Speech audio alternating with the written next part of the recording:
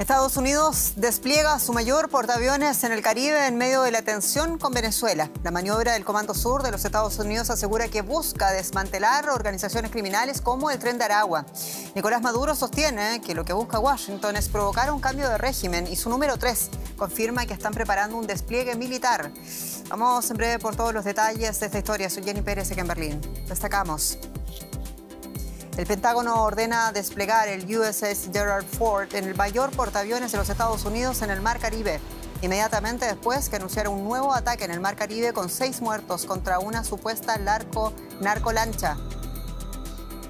La administración Trump cumple sus amenazas e incluye al presidente de Colombia, Gustavo Petro, y a su círculo íntimo en la lista Clinton de los Estados Unidos, que considera sanciones por supuestos vínculos con el narcotráfico. Vamos hasta Bogotá por más detalles. Y en Londres, Volodymyr Zelensky recibe el respaldo de países como Francia, Alemania y Reino Unido. Los aliados se comprometieron a elevar la presión económica y militar para forzar a Vladimir Putin a negociar. Se lo contamos.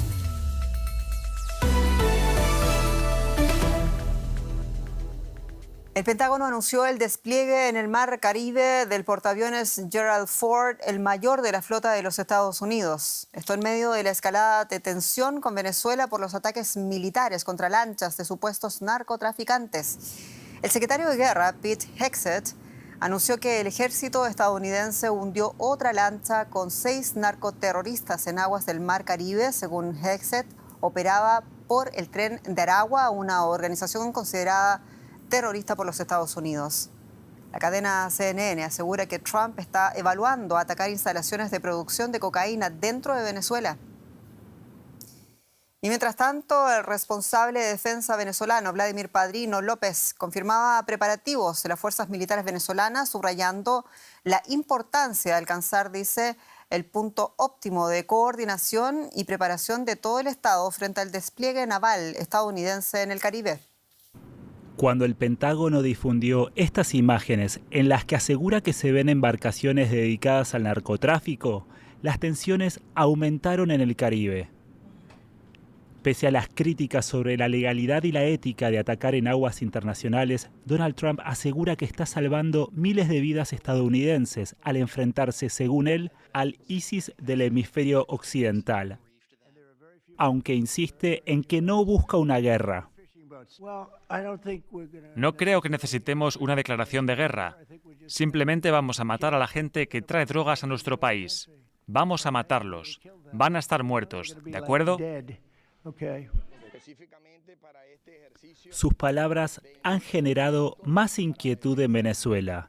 Ante los rumores de que Washington busca un cambio de régimen, Caracas ha iniciado maniobras militares en la costa y Maduro lanzó una advertencia directa a Estados Unidos. Aquí está el mayor escudo que tiene el país, la clase obrera.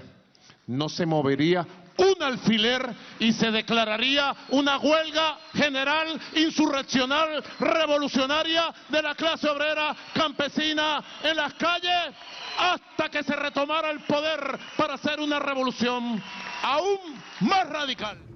Este viernes, Estados Unidos anunció que desplegará en el Caribe su mayor portaaviones, el Gerald Ford. Según la Casa Blanca, esta medida busca reforzar la ofensiva contra organizaciones criminales transnacionales. Con cada vez más buques de guerra estadounidenses preparando maniobras en la zona, los temores a un intento de cambio de régimen en Venezuela siguen muy vivos. Tenemos con nosotros desde Washington en directo a mi colega, el periodista José Díaz Briceño, con detalles. José, en primer lugar, en clave política, ¿qué significa que los Estados Unidos hayan movido su mayor portaaviones al Mar Caribe? Así es, el portaaviones Gerald Ford y su grupo de buques que lo acompañan son la flota más moderna también, recientemente inaugurada en 2017, y su traslado a América del Sur y el Caribe es interpretado aquí como la más clara señal de que la campaña para seguir los ataques en contra de los objetivos de narcotráfico en América Latina continuará al menos en el mediano y y el largo plazo.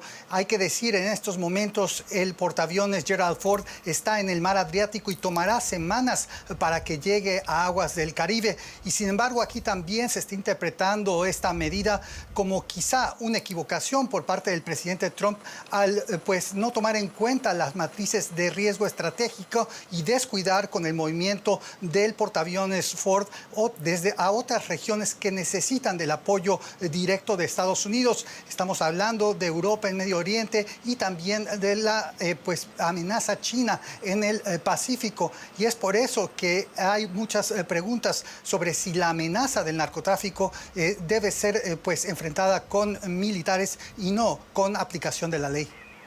A todo esto que lo mencionas, José, el Comando Sur asegura que la maniobra busca desmantelar las organizaciones criminales transnacionales, pero ¿qué se dice allá en Washington de la legalidad de esta medida? Obviamente la oposición demócrata ha externado su escándalo por lo que consideran una falta de transparencia de la administración Trump para justificar los ataques a embarcaciones en el Mar Caribe. También en el lado republicano, al menos uno de los senadores de esa formación política, Rand Paul, ha dicho que la ejecución sumaria de personas es algo que debe ser analizado con mucho cuidado y es por eso que una declaración de guerra por parte del Congreso es algo que la administración Trump debería buscar antes de lanzar los ataques de manera indiscriminada. Y sin embargo, como escuchamos ya en el informe, el presidente Trump descartó que estaría buscando esa solicitud de declaración de guerra y que la política básicamente hacia el hemisferio y el narcotráfico es matar a los sospechosos de estar en esto, algo que sin duda puede escalar hacia algo mayor. José Díaz Briceño, muchas gracias en Washington.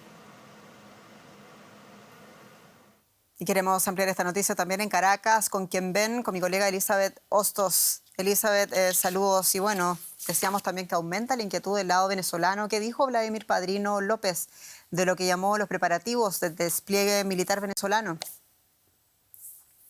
Un saludo especial, Jenny. Sí, en efecto, el ministro de la Defensa ha estado muy activo en redes sociales y en los medios públicos anunciando ejercicios de soberanía venezolana ante lo que ha llamado la agresión de los Estados Unidos. Se han activado 73 puntos en todo el país de información y de despliegue de fuerzas militares, en especial en los estados occidentales, desde el Zulia hasta el estado de Sucre en el oriente. En este caso, Padrino López tiene la misión de contener lo que llama él la amenaza externa y es una ficha importante en este movimiento militar venezolano, Jenny.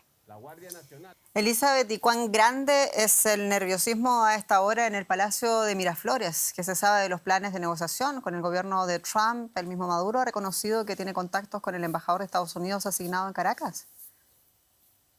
Sí, en efecto, Jenny, preocupación, nerviosismo, angustia en Miraflores por un tema de un enfrentamiento bastante fuerte con la principal potencia del mundo y un antiguo socio comercial de la relevancia de los Estados Unidos. Sí, Maduro ha reconocido que ha tenido algunas conversaciones, algunos contactos con el embajador John McNamara, quien reside en Bogotá, despacha desde allá, y también se ha filtrado en la prensa internacional fundamentalmente algunas negociaciones que han estado impulsando los hermanos Rodríguez, la vicepresidenta de la República y el presidente de la Asamblea Nacional, para ofrecer a los Estados Unidos un chavismo sin Maduro. Son informaciones que se filtran y que se han desmentido, pero en todo caso, Jenny, responden a una situación de máxima tensión política y, por supuesto, en este tipo de diatribas siempre hay una negociación que subyace y que en todo caso se espera que se cristalicen negociaciones para que no haya guerra en Venezuela, por supuesto, no sigue muriendo gente,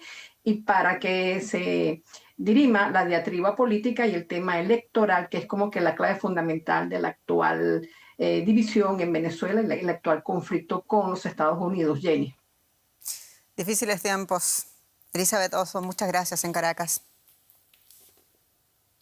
Gracias a ustedes. Claro, tensiones entre los Estados Unidos y Venezuela, pero también entre los Estados Unidos y Colombia. El viernes, Washington imponía sanciones contra el presidente Gustavo Petro, su esposa, uno de sus hijos y el ministro del Interior por su vinculación con el comercio global con drogas ilícitas. Ello según publicó en la página web del Departamento del Tesoro de los Estados Unidos. Bueno, esta semana Donald Trump había calificado a Petro de maleante que busca llevar a su país a la ruina, amenazando con elevar los aranceles a Colombia y suspendiendo todos los fondos estadounidenses para el país. Petro acusa a los Estados Unidos de sancionarlo por luchar durante décadas, por hacer lo contrario, por luchar, dice, contra el narcotráfico. Y vamos por la crónica y también la perspectiva con mi colega Alexandra Correa en Bogotá. Alexandra, muchos saludos. ¿Y cómo ha caído la noticia allá en Bogotá? ¿Qué más ha dicho el presidente Petro, pero también la oposición en Colombia? Bueno, ha sido una noticia, Jenny, que no ha llegado como una sorpresa, pero sí ha caído de manera preocupante desde la perspectiva de los derechos humanos, porque sin ningún fundamento Donald Trump acusa a Petro de ser un líder del narcotráfico, sin presentar pruebas, y lo incluye en la lista Clinton, a la que pertenecen terroristas, narcotraficantes internacionales, regímenes extranjeros y personas o entidades vinculadas a la proliferación de armas de destrucción masiva, Jenny. Lo que se ha leído en los círculos académicos como injusto y exagerado, porque si bien en este gobierno ha venido incrementándose el cultivo de hoja de coca, fue en el gobierno pasado de Iván Duque de derecha que subió un 43% sin que se le hayan impuesto estos castigos por parte de Washington. Lo que deja ver, según analistas, Jenny, es que se trata de una pelea ideológica entre ambos mandatarios. Para los detractores de Petro es una nueva victoria que allana el camino hacia las presidenciales de 2026. Pero en medio de la contrariedad es una buena noticia para el país de que solo Trump se enfoque en Petro en vez de sancionar a Colombia, porque así Jenny dañaría su economía entera. Esta medida representa, como sabes, el punto más bajo en las relaciones entre Estados Unidos y Colombia en más de un siglo. Alexandra, el castigo de Trump implica también, hay que decir, la suspensión del apoyo financiero que desde hace 2 décadas Estados Unidos ha hecho para la seguridad de Colombia. ¿Con qué consecuencias previsibles para un país que vive, recordemos, un repunte de la violencia, del crimen organizado? Sí, respecto a cortar la ayuda económica para Colombia anunciada días atrás, que incluye la ayuda hacia la lucha contra el narcotráfico, tiene graves consecuencias. La decisión de Trump beneficiaría al crimen organizado al reducir la capacidad operativa del Estado colombiano para enfrentar el narcotráfico con esas ayudas estadounidenses que se usan aquí en materia, por ejemplo, de seguridad y en materia militar. Además, Jenny, afectaría los programas esenciales de erradicación de los cultivos de hoja de coca, afectaría el desarrollo rural, los proyectos sociales y el fortalecimiento de la justicia aquí en este país. Alexandra Correa, muchas gracias por estas noticias allá en Bogotá. Saludos a Berlín. Y cambiamos ahora de asunto. Sucedió hoy día en Londres. El presidente de Ucrania, Volodymyr Zelensky, se dio cita con el primer ministro de Reino Unido. Participó de la reunión también de la coalición de los voluntarios que integran varios países europeos. Y el líder ucraniano llegó a la residencia oficial del primer ministro británico Keir Starmer y solicitó a los líderes europeos armamento de largo alcance con el fin de aumentar la presión sobre Vladimir Putin para poner fin a la guerra. Y también pidió sanciones contra las petroleras de Rusia. La coalición de voluntarios, integrada por países como Francia, Alemania y Reino Unido, entre otros, también discutió cómo destinar más de 160.000 millones de dólares a Kiev de los activos rusos congelados en Europa, en línea, en todo caso, con un debate que ha tenido lugar el jueves en el Consejo Europeo, donde no hay una postura firme.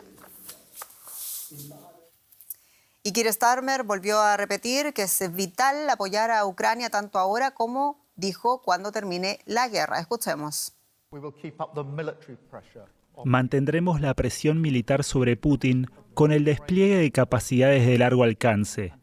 Y ahora es el momento de priorizar la presión.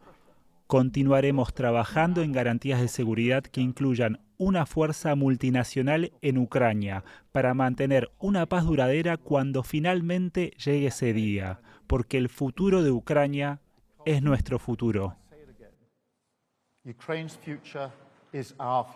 Y más temprano hablábamos con el periodista Fernán González en Londres. Fernán nos ampliaba los detalles de la discusión en torno a uno de los temas también más espinosos, como es el posible traspaso de los activos rusos congelados como reparación de guerra a Ucrania. Vamos a escuchar. El tema de los activos rusos congelados se abordó en este encuentro. La primera ministra de Dinamarca, Mette Frederiksen, dijo que espera que para Navidad se hayan resuelto los mecanismos legales para liberar estos activos y usarlos en la financiación de Ucrania en los próximos años. Por su parte, el presidente Volodymyr Zelensky dijo que espera recibir estos activos, la financiación de Ucrania, para comienzos del año próximo. Esto en concreto en cuanto a los activos rusos. Y cambio de asunto y viernes amargo para un fabricante de autos alemán que usted muy bien conoce. Los detalles con mi colega Paco Furió. Así es, Jenny. Porsche redujo sus beneficios un 96% en medio de su lucha por frenar la caída de ventas en China, su principal mercado, y también por su lentitud para hacer la transición hacia los vehículos eléctricos. El fabricante alemán debe esa ralentización en su negocio, sobre todo por los aranceles de importación de Estados Unidos y la incesante guerra de precios en China. El CEO de Porsche, Oliver Blume, que también es director ejecutivo de la matriz Volkswagen, cederá el cargo principal en Porsche al ex jefe de McLaren, Michael Leiters, a principios de 2026, según anunció el grupo la semana pasada, tras críticas persistentes de los inversores sobre el doble cargo. Y cambiamos de tema. Los argentinos acudirán el próximo domingo a las urnas con una economía estancada y bajo presión por las tensiones financieras y cambiarias, y con un panorama severo para las empresas y el mercado laboral. El test electoral de este domingo pondrá a prueba el ajuste aplicado por el gobierno de Javier Milei. Uno de sus principales objetivos ha sido reducir la inflación, que descendió del 289,4% interanual en abril de 2024 al 31,8% en septiembre pasado, gracias al control del tipo de cambio. Milei aseguró que buscaba recuperar el equilibrio de las cuentas públicas. Para ello despidió a miles de empleados estatales y aplicó drásticos recortes en el gasto. Asimismo, suspendió subsidios y ayudas sociales que beneficiaban a jubilados, universidades públicas y personas con discapacidad. También ejecutó profundos recortes en el sector público, prácticamente eliminando la inversión en mantenimiento de infraestructura y dejando cesantes a unos 50.000 trabajadores del Estado. No es de extrañar que desde que comenzó el gobierno de Javier Milei hace casi 2 años han dejado de funcionar unos 12 servicios de trenes de pasajeros de larga distancia. El último ha sido por desperfectos en las vías, el de Buenos Aires, Córdoba, Tucumán, que tardaba más de un día para recorrer 1.250 kilómetros, pero era la única opción para quien no podía pagar un bus o un avión. No se sabe cuándo volverá, mientras el gobierno argentino planea la privatización de los ferrocarriles, incluidos los de pasajeros, y dependerá del sector privado qué destinos se ofrezcan. Está por partir el único tren diario Buenos Aires-Rosario. Es una opción más económica que el bus y el avión. Antes había 4 por día, pero el gobierno de Javier Milei los cortó para reducir las pérdidas de la empresa Trenes Argentinos. Lo mismo sucedió con el de Mar del Plata. Son 2 de los 4 de larga distancia que sobreviven. 12 se interrumpieron.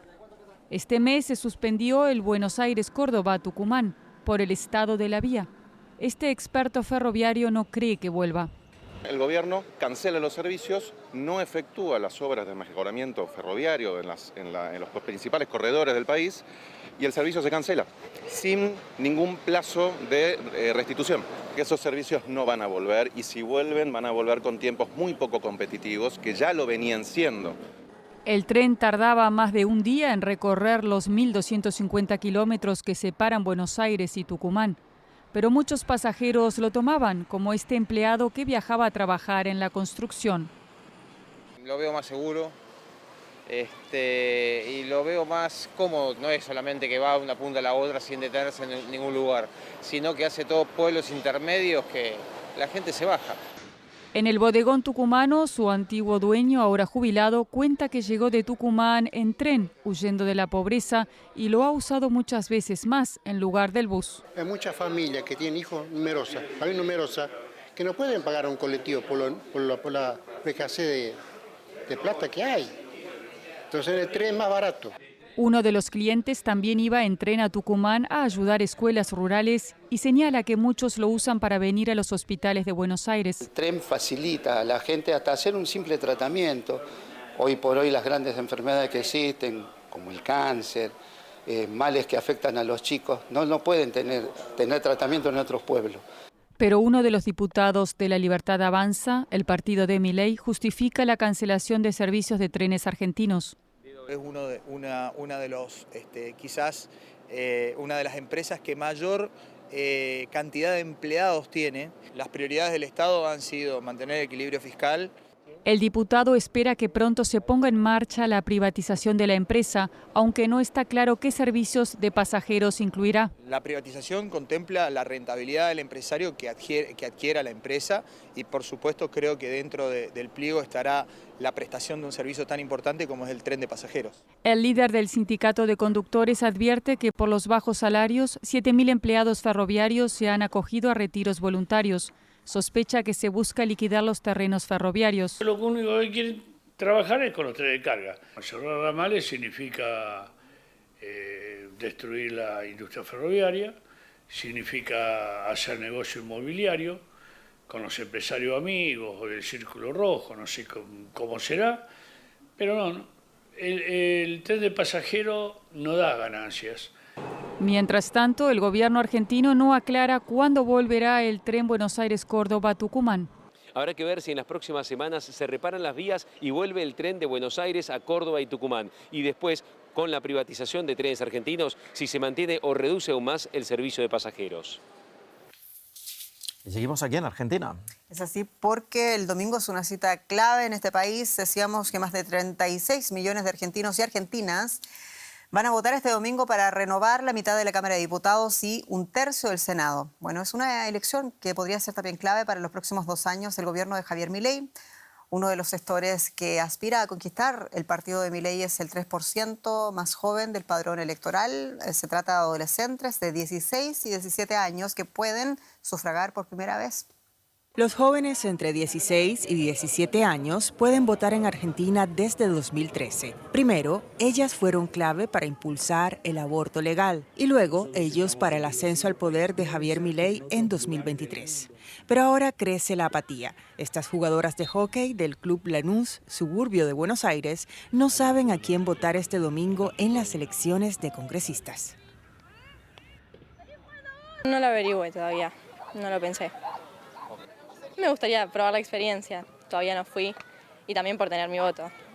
Me interesa votar, la verdad, es algo que se habla mucho en casa, me interesa, pero no sabré a quién votar, se tendrá que debatir en casa. La verdad que no, pero porque no estoy informada de las cosas. Es la primera vez, entonces como que quiero ver qué se siente. 1.100.000 adolescentes pueden ir a votar en estas elecciones que medirán la popularidad del ajuste económico y la batalla cultural que ha emprendido Milei y que ha dado de qué hablar en todo el mundo. Son el 3% del padrón electoral de unos comicios clave para los últimos 2 años de su gobierno. Para ellos el voto no es obligatorio.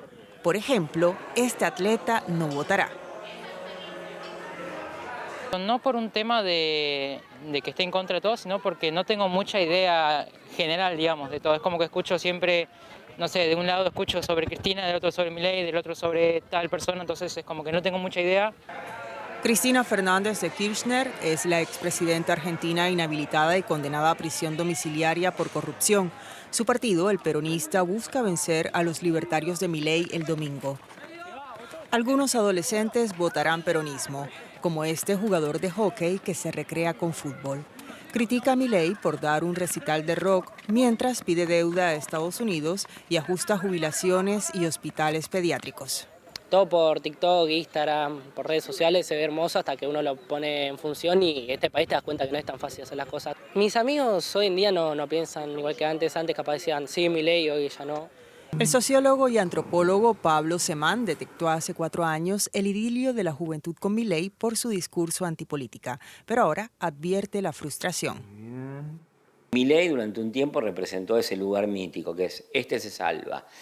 Todos los hechos de corrupción recayeron sobre la inviabilidad de Milei como el que se salva. A eso se vino a sumar la incertidumbre económica, la devaluación, la relativa incertidumbre o la penuria de ingresos que hay en los hogares.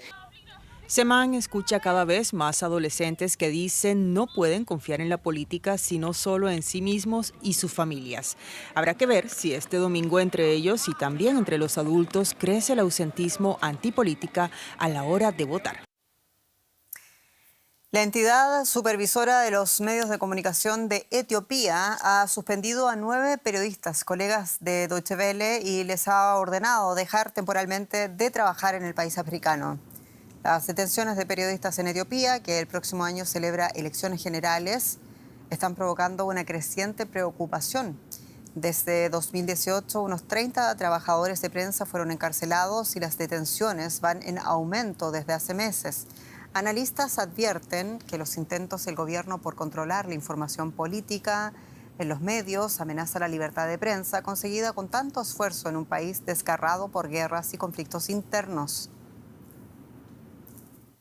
Más noticias internacionales a continuación. Las autoridades rusas informan que 5 personas resultaron heridas en un ataque con dron en la región de Moscú. El artefacto impactó en un edificio de viviendas en la localidad de Krasnogorsk, a unos 20 kilómetros de Moscú. 4 personas fueron hospitalizadas. Rusia acusa a Ucrania del ataque. El hombre acusado de provocar uno de los incendios más mortíferos de la historia de California se ha declarado inocente. Se le acusa de causar deliberadamente el incendio en las colinas del norte de Los Ángeles en la mañana del Año Nuevo del año 2025. 12 personas murieron en el siniestro y miles de viviendas quedaron destruidas. Y finalizamos con la siguiente imagen de millones de cangrejos rojos que han realizado su migración anual en la isla de Navidad en Australia. Las imágenes que además vemos cada año, porque las carreteras quedan paralizadas durante varios días cuando los cangrejos se desplazan desde el centro de la isla hacia el mar para aparearse. Las hembras pueden producir hasta 100.000 huevos. La migración comienza con el inicio de la temporada de lluvias del verano. Los cangrejos rojos son una especie exclusiva de la isla de Navidad. Y aquí nos despedimos. Soy Jenny Pérez. Hasta pronto.